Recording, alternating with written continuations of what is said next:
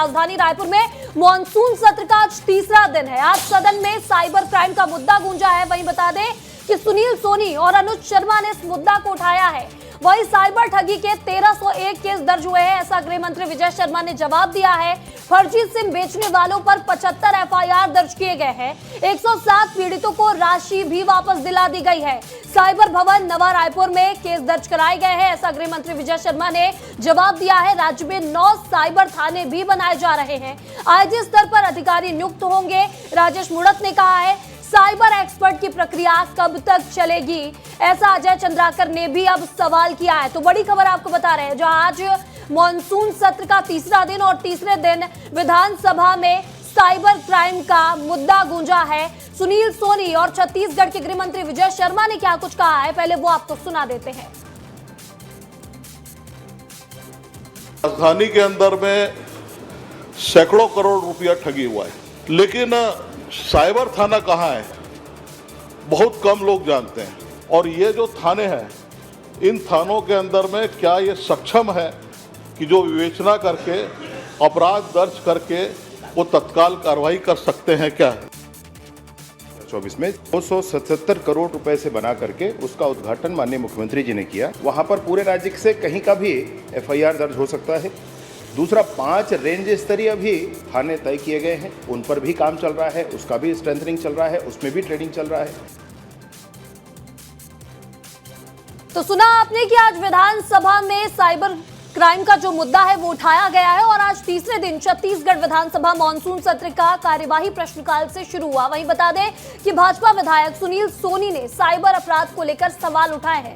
साथ ही एनसीआरबी का आंकड़ा बताते हुए साइबर अपराध से निपटाने के लिए कितने थाने सक्षम होंगे इसकी भी जानकारी मांगी है, जिसका जवाब देते हुए मंत्री विजय शर्मा ने बताया कि जनवरी 2024 से जून 2025 तक 1301 साइबर अपराधी जो मामले हैं वो दर्ज किए गए हैं। कुछ अपराध में बैंक कर्मियों की भूमिका भी पाई गई। वहीं जनवरी 2024 से जून 2025 तक में 107 पीड़ितों की राशि भी वापस की गई है। सक्षम थाने के सवाल पर जवाब दिया कि राज्य स्तरीय थाने में कहीं भी एफआईआर दर्ज की जा सकती है। कहा थाने सक्षम बन रहे हैं और 5 रेंज थाने भी तैयार किए जाएंगे। साइबर अपराध को लेकर विधायक अनुज शर्मा, राजेश मुड़त और अजय चंद्राकर ने भी सवाल पूछा है।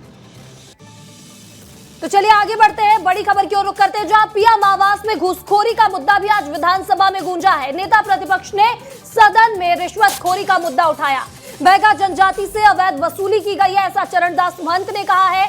पीएम आवास के लिए लाभार्थियों से पैसे लिए गए। कांग्रेस ने आज इस सदन में इस मुद्दे को उठाया है। शिकायत मिली है कि मामले की जांच कराएंगे। डिप्टी सीएम ने इस पर जवाब भी दिया है। तो बड़ी खबर आपको बता रहे हैं, जहां पीएम आवास में घूसखोरी का मुद्दा विधानसभा में आज उठाया गया, वहीं नेता प्रतिपक्ष ने सदन में रिश्वतखोरी का मुद्दा उठाया है। बैगा जनजाति से अवैध वसूली की गई है, ऐसा चरणदास महंत का कहना है। कांग्रेस का कहना है कि पीएम आवास के लिए लाभार्थियों से पैसे लिए गए हैं। और वहीं डिप्टी सीएम ने कहा है कि शिकायत मिली है, अब मामले की जांच कराई जाएगी। इस खबर पर ज्यादा जानकारी के साथ हमारे सहयोगी रोहित मिश्रा हमारे साथ जुड़ चुके हैं। रोहित, आज मॉनसून सत्र का तीसरा दिन और तीसरे दिन पीएम आवास में घूसखोरी का मुद्दा और साथ ही साइबर क्राइम का मुद्दा छत्तीसगढ़ में उठाया गया है। क्या कुछ बहस हुई है इसे लेकर, क्या कुछ जवाब सरकार की ओर से दिया गया है? बिल्कुल, देखिए महिमा, आज 3 मुद्दे अहम रहे। सबसे पहले साइबर क्राइम का मुद्दा आया, जिसमें सुनील सोनी जो विधायक हैं उनकी तरफ से सवाल लगाए गए थे और उन्होंने पूछा कि क्या सरकार साइबर क्राइम के प्रति कार्रवाई करने के लिए सक्षम है, जिसका जवाब जो है वो गृह मंत्री विजय शर्मा ने दिया और साफ तौर पे कहा कि उसको लेकर लगातार प्रयास जो है वो किए जा रहे हैं और एनसीआरबी के आंकड़े जो है उसके अनुरूप जो है वो कार्रवाइयाँ की जा रही है और लगातार हमें इस पर सफलता मिल रही है और राज्य में लगातार थाने खोले जा रहे हैं और प्रक्रियाधीन है, सारी प्रक्रिया जो है वो चल रही है। दूसरा मुद्दा जो है वो पीएम आवास जुड़ा हुआ था। नेता प्रतिपक्ष चरणदास महंत का सवाल था। उन्होंने ये पूछा कि पीएम आवास को कब पूर्णता माना जाता है, यानी कि उसको कब कंप्लीट माना जाता है, जिसमें बहस हुई। उसके बाद नेता प्रतिपक्ष ने इसको लेकर जो सवाल दागा और ये कहा कि इस पर घूसखोरी हो रही है, बैगा जनजातियों के लोगों से इसमें पैसे लिए गए हैं। इसके साथ ही जिले में कई ऐसे जिले हैं जहां पर पैसे लिए गए हैं, आवास मित्र उनसे पैसे मांग रहे हैं और मुख्यमंत्री ने कहा भी था कि अगर ऐसे कोई पैसे मांगता है तो उसके ऊपर कार्रवाई की जाएगी। इसके साथ ही उन्होंने इसकी जाँच को सीबीआई को सौंपने तक की बात कही और ये कहा कि इसकी जाँच जो है वो सीबीआई सीबीआई को सौंप दी जाए, ताकि क्योंकि ईओडब्ल्यू और राज्य शासन इसकी जांच करने में सक्षम नहीं है। तो कुल मिलाकर ये दोनों मुद्दे की गूंज रही। लेकिन तीसरा मुद्दा भी महिमा रहा, जो बिजली बिल की बढ़ोतरी और टैरिफ को लेकर था, उसको भी ध्यान स्थगन के माध्यम से नेता प्रतिपक्ष चरणदास महत ने सदन में रखा था। और ये लगातार कहा गया कि प्रदेश में बिजली की व्यवस्था जो है वो चरमरा गई है, प्रदेश में ट्रांसफार्मर्स जो है वो कहीं ना कहीं दिक्कत कर रहे हैं। इसके साथ ही बढ़ोतरी जो है बिजली बिल में लगातार की जा रही है, तो उसका मुद्दा गुजरा। लेकिन हालांकि जो मुख्यमंत्री विष्णुदेव साय का वक्तव्य आया, उनका बयान आया, उसके बाद से संतुष्टता भी जो है विपक्ष के तमाम